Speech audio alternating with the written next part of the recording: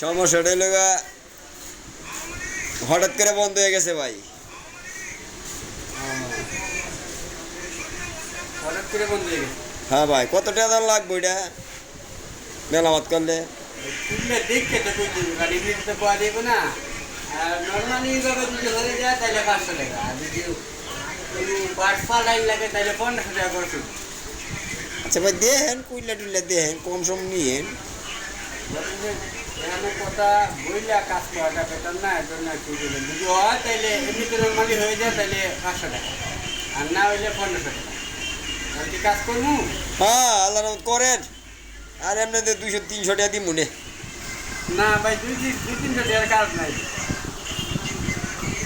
আওলা আল্লাহ জিতা দৌড়িয়ে, হ্যাঁ, আওলা আল্লাহ দৌড়িয়ে ভালো লাগেনি, অ্যাকশন শেষ। ভালো লাগেনি। হ্যাঁ।